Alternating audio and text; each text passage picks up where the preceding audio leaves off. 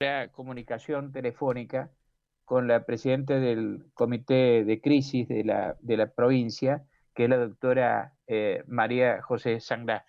Doctora Sangrá, buen día, gracias por atendernos. ¿Cómo le va? ¿Cómo está usted? Hola, hola, buen día, ¿cómo están? Doctora, mire, eh, nosotros obviamente seguimos atentamente toda la información que se suministra y tratamos de no perdernos ninguna de las explicaciones que se nos hacen. Así, por ejemplo, sabemos que se nos ha explicado que la tarea desarrollada durante el periodo que fue del aislamiento social obligatorio, preventivo, estuvo destinado a fortalecer el sistema de salud y a evitar que el virus entrara. Una vez que el virus entró, el objetivo es que no se propague más. Entiendo que esa es básicamente la explicación. Yo quiero saber, doctora, qué criterio o cómo piensa usted esta situación, por más que estaba anunciada, de que de repente nos encontremos con tantos casos que nos golpean tan fuerte. En realidad, como usted sabe y como nosotros lo venimos explicando, San Luis, el Gran San Luis, Titizarazgo se encuentran en lo que es etapa 4 de una pandemia, en donde hay circulación comunitaria sostenida. Villa Mercedes tiene una etapa 3, que es una circulación en conglomerados dentro de lo que es la evolución de una pandemia. Y el resto de las localidades, principalmente Justo Darac y Buena Esperanza, tienen una situación de brote. Situación de brote que si uno la tiene que comparar es muy similar a lo que Tibizarao vivió y que en este momento se encuentra en bajada con una disminución de casos muy importante. Es verdad, la etapa de aislamiento social preventivo obligatorio preparó toda la Argentina, lo que hizo es prepararse para la pandemia. Por definición, la pandemia es la afectación de más de 2 o 3 continentes que supera cualquier sistema sanitario de contingencia, de manera que uno tiene que preparar todas las estrategias sanitarias que repercuten en las medidas de aislamiento para preparar el sistema y tratar de contenerlo. Es lo que hicimos, ustedes saben, y que es lo que anunciamos permanentemente, la multiplicación de unidades de terapia intensiva, la adecuación de los hospitales, la adecuación de los servicios para hacer frente a esta situación, y fuimos modificando los protocolos de manera que fuimos cambiando los objetivos. En esta etapa 4, el objetivo es totalmente distinto al que fue en un primer objetivo, es que el virus no ingrese. Y cuando el virus ingresó, el objetivo es no saturar el sistema sanitario, que es lo que estamos haciendo en este momento para poder asistir a todas las personas. El objetivo más importante es el testeo, el aislamiento y el aprender, nosotros le agregamos el aprender a convivir con el virus, como lo está haciendo todo el mundo, como lo están haciendo todos los países europeos que en este momento están en segunda oleada. Tratar de no suspender las actividades económicas, sino que todos aprendamos a vivir con el virus hasta que ocurran dos cosas, o tengamos la vacuna o adquiramos inmunidad de rebaño. Nosotros apostamos a que adquiramos la vacuna. Es por eso que han aumentado los testeos sustancialmente, porque en esta etapa lo que estamos saliendo es salir a buscar el asintomático. Asintomáticos que en una primera etapa no lo teníamos, porque no teníamos circulación comunitaria, y era por eso que los testeos estaban guiados solamente a los pacientes que tuvieran síntomas o que encasillaran dentro de lo que es la definición de casos sospechosos. Actualmente nosotros estamos haciendo testeos en comunidades cerradas, programados, estratégicos, buscando el paciente asintomático. ¿Y en base a qué han determinado esa zona donde ustedes trabajan de esta manera? De acuerdo a las características, por ejemplo, nosotros estamos testeando personal esencial, de seguridad, personal de salud. Ayer se comenzó un testeo en lo que es todo el barrio de Vaperón. Vamos a seguir testeando todo lo que son diferentes localidades, diferentes comunidades, por decirlo así, en el interior, dentro de lo que son las 17 localidades que tienen hisopadores y que son hospitales cabecera. Todos los días se traen entre 15 y 20 muestras que implica pacientes con síntomas mínimos respiratorios, personal sanitario, personal esencial, y eso va multiplicando las muestras dentro de lo que es el laboratorio y las vamos procesando. Por lo que ustedes vieron ayer se procesaron casi 800 muestras, de las cuales el 12% salió positivo. Un testeo adecuado es aquel testeo que tiene entre el 10 al 20% de positividad, y ese es el objetivo nuestro. No menor a 10, doctora. Entre Esta 10 mañana leí un y artículo, 20%. cita como fuente la Organización Mundial de la Salud y habla de una cifra menor cada 100. Usted ayer insistió en un concepto anterior que se está testeando bien porque se está entre 10 y 20, ¿no? Eso es lo que dijo. Exactamente. Ese es el número. Exactamente, lo indicado por el Ministerio de Salud de la Nación en el área de epidemiología, con el cual trabajamos Ajá. de manera aunada y permanente. Ellos nos piden un testeo entre el 10 al 20% de positividad en la muestra que nosotros tomemos. Ese es un criterio que se está aplicando acá. Entonces, y que responde entonces a esta decisión, digamos, a esta calificación. Doctora, ¿y ustedes qué piensan? Por ejemplo, este hecho de la repetición de un número más o menos parecido durante varios días de infectados, digamos 100, alrededor de 100. Esto implica, ¿qué dibujo para la curva? ¿Esto es el aplanamiento de la curva o no es momento de hablar de eso? No, no es momento. Nosotros en la sala de situación que presentó la doctora Graciela Sarmiento la semana pasada, mostró un índice de duplicación de 7 días, de manera que es una zona de riesgo. Por debajo de 15 días es totalmente riesgo. No es aplanamiento, sino que nosotros estamos en ascenso. Sí, Estamos en ascenso. Claro, sí, las medidas que nosotros estamos tomadas, esperamos verlas repercusión de acá a una cuarentena. Yo le doy un ejemplo que ayer se charlaba en lo que es el comité de crisis, lo que es la terapia intensiva. Nosotros tuvimos un pico de ascenso de pacientes críticos hace más o menos unos 15, 20 días, donde, como ustedes saben, porque en los reportes lo hemos manifestado, comenzamos desde un paciente crítico y terminamos en más de 10 pacientes críticos que tuvimos asociados a asistencia respiratoria mecánica. Y en este momento estamos totalmente en meseta solucionando los pacientes que ya se encontraban en la terapia intensiva y no hemos tenido más ingresos. Y eso habla de la salida de la fase 1 y de las restricciones que tuvimos. Cortamos la cadena de contagio, donde el paciente asintomático no lleva el virus a la casa y no se lo transmite a su familia. Ustedes saben que el 100% de los pacientes que están en terapia intensiva son pacientes de más de 60 años con factores de riesgo. Entonces, eso es importante. Las medidas restrictivas que uno toma o los cambios de estrategia que uno toma, que los ve reflejados en una cuarentena después. ¿Y cómo van a ser los próximos días nuestros, los próximos tiempos nuestros, doctora? ¿Qué prevén ustedes? Como nosotros buscamos, que es amesetar la curva, como aumentando los testeos y aislando.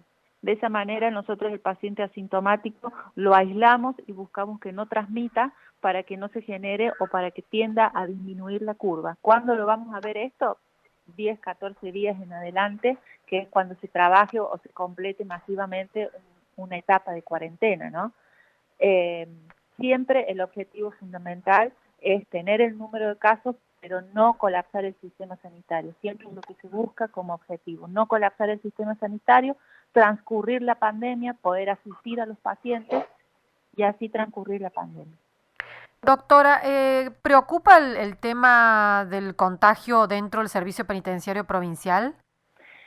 Dentro de lo que fue el brote que está viviendo el servicio penitenciario es lo que es el área de cocina, tanto para los internos como para los policías penitenciarios. Esta es un área que luego ellos duermen en lo que son 3 pabellones que están totalmente diferenciados del resto de la comunidad de la penitenciaría. En total son 30 personas las que conviven ahí, que en este momento permanecen aisladas, se han testeado. Ayer tuvimos un resultado de la mitad y hoy vamos a tener el resultado de la otra mitad, de manera que es importante que el brote fue en esta zona, el área de cocina, y no en el resto de los internos. Podría, digamos, controlarse, claro. Disculpe, ¿cómo entró el virus ahí? Creemos que por policía penitenciaria, por seguridad, y tuvimos el médico penitenciario que fue positivo a raíz de un caso nexo en el sanatorio Rivadavia de un paciente que luego se trasladó al Hospital San Luis y falleció. Fue asistido por este médico. ¿Y esto se podría expandir el brote dentro de lo que es el complejo o al estar aislado No, no hay no. preocupación? No, nosotros planteamos varias estrategias en un principio con lo que es servicio penitenciario, con las dos áreas penitenciarias, de cómo íbamos a trabajar internamente y cómo íbamos a ir bloqueando en el caso de que tuviéramos casos, de manera que estamos aplicando ese protocolo que lo trabajamos en un comienzo de la pandemia. Ujú. Y ayer, doctora, se habló de un paciente de los del complejo penitenciario que está internado por ser moderado, ¿es así? Exactamente. De los 12 internos, uno de ellos se encuentra internado en el Hospital San Luis con buena evolución, está internado en sala común debido a sus factores de riesgo. Ujú. Doctora, le quiero plantear algo que me plantea mucha gente y que a mí también por ahí me surge una duda, pero mucha gente, y lo veo en las redes sociales y en diferentes, bueno, cuando se acercan para consultarte algo, dice, bueno, ahora que estamos en el peor momento, nos liberan, nos dejan hacer actividades, podemos ir a los bares. ¿Qué le dice usted a la gente a esta expresión que está ahora por todos lados? Nosotros tratamos en esta etapa de tratar de mantener la actividad económica, que es la segunda problemática que en este momento tenemos. Uno es la salud, en el cual hacemos frente a la pandemia, y en otro es la situación económica. Entonces nosotros tratamos de activar mientras podemos, con las restricciones que podemos, y tratar de salir de lo que es el aislamiento, porque sabemos que desde el punto de vista psicosocial no nos podemos mantener aislados demasiado tiempo. El sistema de salud lo preparamos para hacer una contención de la pandemia, que es lo que estamos haciendo, y me parece que es utópico tratar de transitar una pandemia sin ningún caso y totalmente aislados durante el año o el año y medio que demande transcurrir esta pandemia. Ujú. Doctora, usted mencionó recién el caso de Tilizarao. Disculpe que la saltamos de un tema a otro, Sí, ha sido de un sí, punto a sí, otro, sí, sí. tan dispares, pero usted recién mencionó el caso de Tilizarao como un lugar donde se logró el descenso de casos. Ayer se informaron 16 nuevos infectados en Tilizarao. Sí. ¿Saben por qué? ¿Por qué ha sido este crecimiento de estos casos, la aparición de todos estos casos? Es lo que nosotros denominamos segunda oleada, o sea, son contactos estrechos que estaban aislados, pero que sabemos que por la relación que han tenido con el caso positivo, van a ser positivos en el término de 12 días, que es en realidad dentro de una cuarentena, donde es el promedio en el cual aparecen los síntomas en un paciente que se contagió. De manera que es lo que nosotros esperamos, casos esperados. Nosotros también hace 15 días tuvimos un pico en Tilizarao de 23 pacientes, si mal no recuerdo, que eran contactos estrechos, o sea que estaban aislados, son controlados y son esperados dentro de lo que es la curva de contagio. Doctora, antes de hacer la pregunta, quizás la comprometemos al aire también porque nos cuesta mucho acceder a los cuadros que en algún momento se mostraron en el comité de crisis, pero no están actualizados ahora, de los casos activos y cómo están distribuidos por localidad. Eso en algún momento se evidenció en los reportes que hicieron ustedes, pero bueno, nos está costando acceder a ellos. Y le quería consultar porque uno ve el número y impacta, casi 1000 casos activos tiene la provincia. ¿Esto cómo se está manejando? ¿Hay muchos de esos casos activos que están ya cumpliendo aislamiento domiciliario o están todos aislados o en los centros de leves o en los hospitales? No, nosotros ya estamos aplicando principalmente en San Luis Capital lo que es el aislamiento domiciliario. Y en el interior también, principalmente en aquellas personas que cumplen dos criterios más importantes o dos criterios que son indispensables, uno que el paciente sea asintomático o que tenga síntomas leves y el otro que tenga el criterio socioambiental del domicilio para generar el aislamiento. En San Luis hay más de 100 casos positivos que ya se encuentran en domicilio con aislamiento, con control sanitario por videollamada, y el equipo Más por Más que está trabajando con ellos en lo que es la asistencia domiciliaria y el control de que el paciente y la familia no salgan de su casa. Si uno lee la curva, y ustedes saben que en los últimos 15 días ha tenido un ascenso importante la curva, es por eso que nosotros tenemos tantos casos activos. Debido a que el ascenso ha sido muy grande, hemos tenido muchos contagios en los últimos días, de manera que la cantidad de activos va a ser, como ustedes saben, es una enfermedad que en los casos leves son 14 días de aislamiento y al 14 día nosotros al paciente ahí le indicamos el alta, de manera que son muchos los días de convalecencia y que están activos los pacientes. Sobre respecto a la tasa de incidencia en la mortalidad, hemos tenido 23 pacientes fallecidos lamentablemente en menos de un mes, porque el 6 de septiembre se comunicó el primer fallecido y bueno, ya tenemos 23. ¿La tasa de incidencia es más o menos a nivel nacional, es la que se maneja, la media nacional? 2.3 es, si mal no recuerdo, la última sala de situación del día viernes, y estamos en la mitad de la tabla. Está en algo más de 1. Doctora, han anunciado ayer ustedes que en los próximos días se van a implementar medidas de flexibilización para el ingreso a la provincia.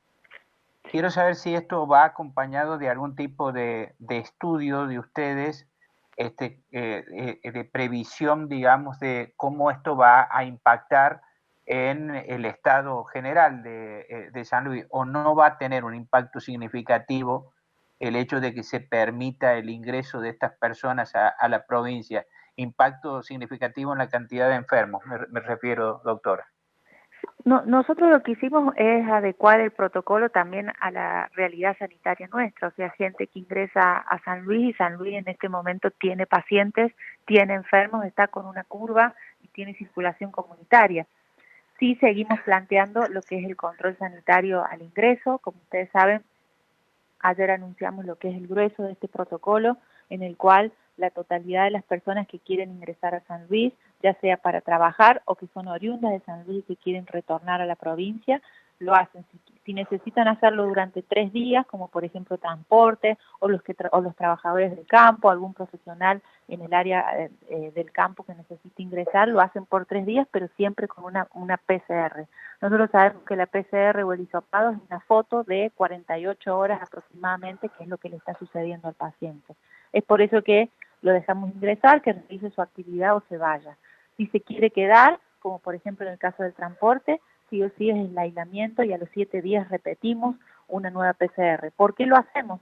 Porque dentro del periodo de incubación, la etapa en la cual la PCR tiene mayor certificación de ser positiva y no genera falsos negativos, en el 7º y el 12º día, que es el rango en el cual también el paciente tiene síntomas.